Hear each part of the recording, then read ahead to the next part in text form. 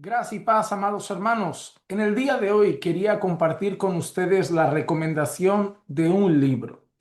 Usualmente los libros que suelo recomendar, los libros que suelo poner por aquí, todos tienen puro contenido bíblico, teológico, es decir, son libros que consideramos puramente cristianos y dedicados pues a la vida cristiana, a la oración, a la santificación, a la lucha con el pecado, o libros que tienen que ver con la iglesia, eclesiología, o libros que tienen que ver quizá con comentarios bíblicos, otra cosa similar, pero siempre relacionado con estas cosas.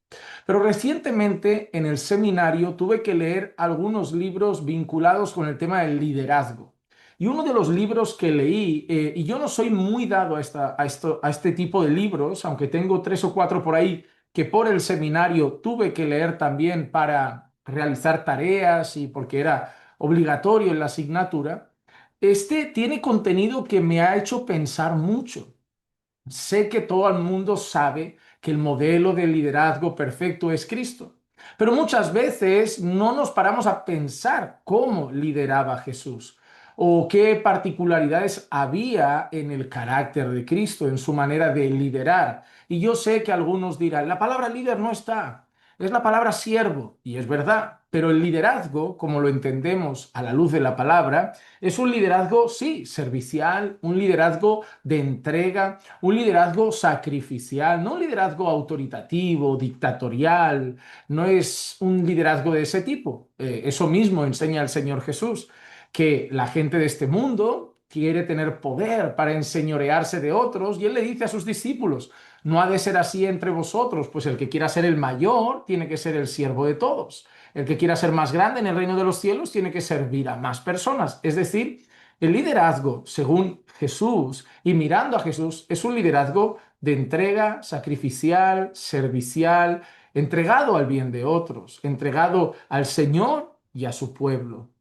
Pero cuando nosotros miramos y analizamos, oye, ¿y cómo lo llevo a la práctica? Sé que tengo que enseñar, sé que tengo que guiar, sé que tengo que predicar, pero también sé que tengo que estar cerca de las personas, tengo que aconsejar, tengo que acompañar, tengo que conducir. ¿Y cómo ayudo a la gente? ¿Cómo ayudo a la gente a crecer en el Señor? ¿Cómo ayudo a la gente, más allá de enseñar desde el púlpito, de predicar desde el púlpito? ¿Cómo guío a las personas?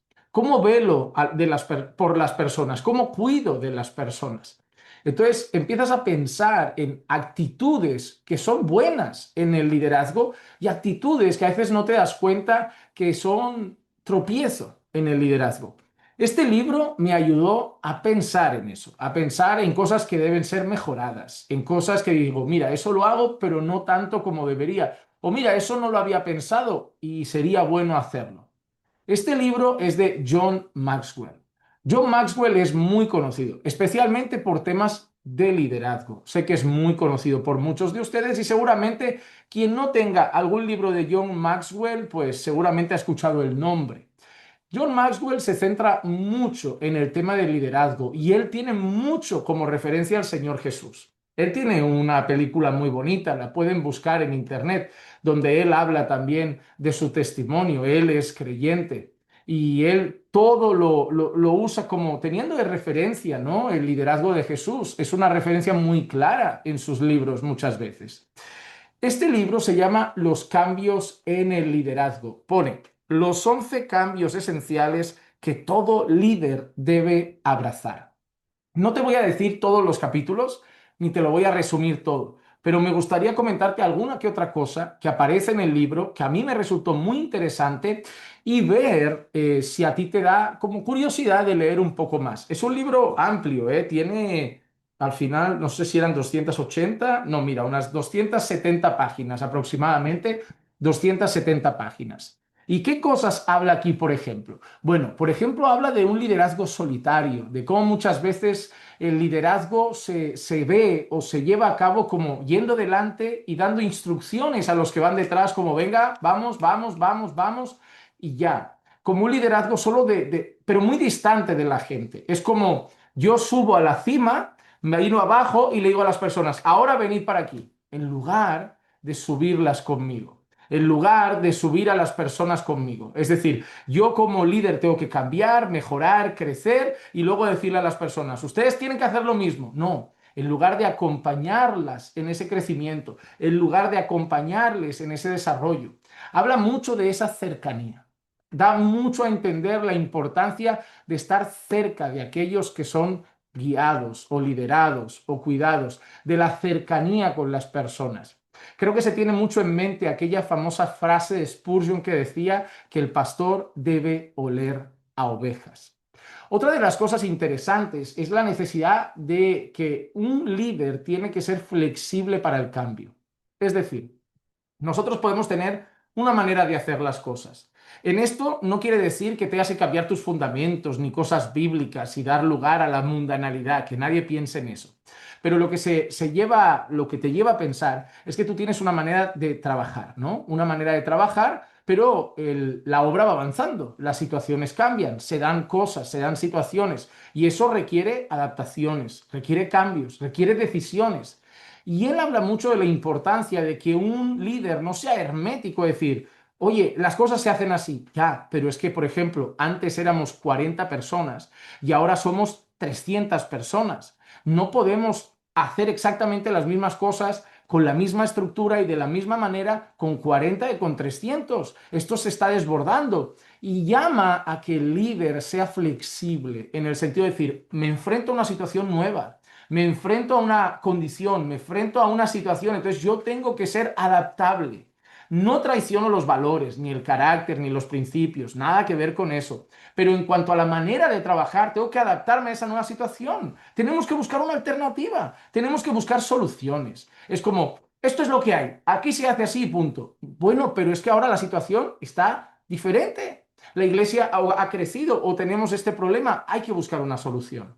Habla de que un líder tiene que ser rápido para buscar soluciones, no decir, bueno, ya pasará, ya otros harán algo. No, no, es ve la situación y busca soluciones. Es flexible, es adaptable a estos cambios que pueden darse y los enfrenta. No se esconde, no los rehúye, sino que los enfrenta, los mira, los analiza y busca soluciones para mejorarlo y conducir al resto con él en ese cambio, en esa adaptación, en esa mejoría.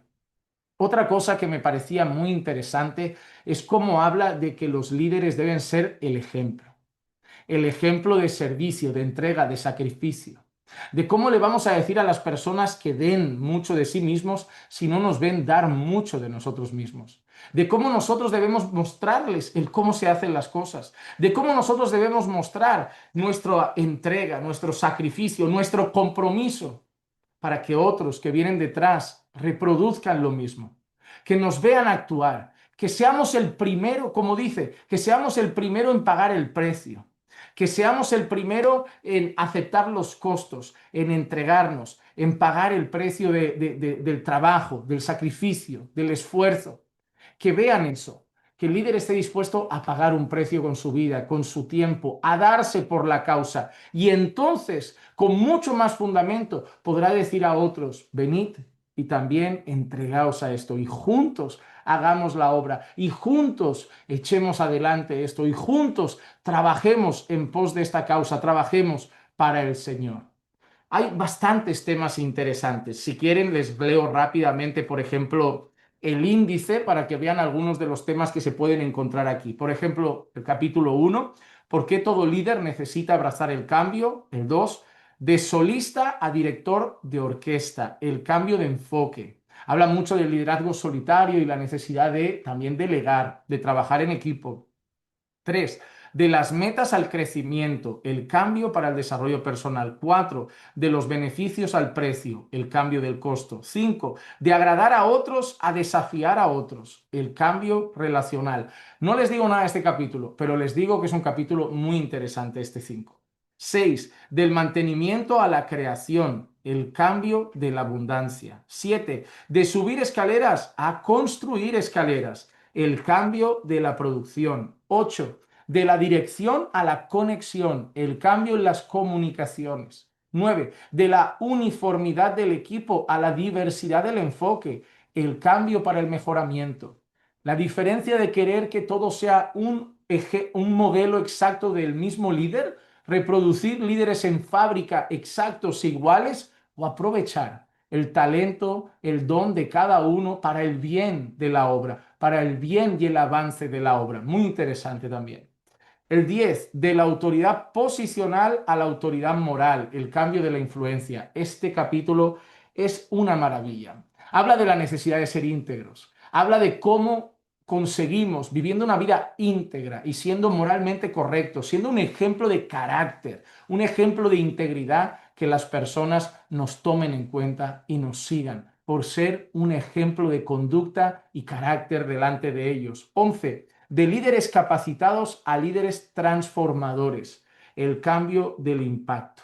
Y esto es importante, la importancia de reproducir líderes, la importancia de impactar a otros y levantar otros, de no querer liderar solos, sino querer trabajar para que otros líderes se levanten. Y 12, de la carrera al llamado, el cambio de la pasión, la diferencia de cuando uno está haciendo una tarea a cuando uno tiene un llamado, que te deja muy claro que no lo vas a poder abandonar, porque hay algo en ti que arde apasionadamente por eso.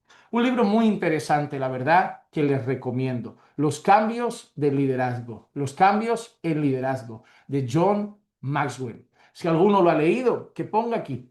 También, si alguno ha leído algún otro libro de John Maxwell que sea edificante, lo pueden poner en los comentarios, que me gustó esta lectura y a lo mejor conocen alguno que me diga, Juan Manuel, léete ese también de John Maxwell que está bastante interesante y muy edificante. Y el resto, si lo leen, luego me comentan también, vuelvan al vídeo y me digan qué les pareció el libro. Espero que la recomendación les sirva y les ayude. Que la gracia y la paz de nuestro Señor Jesucristo sea con todos ustedes siempre. Y recuerden que los amamos en el Señor.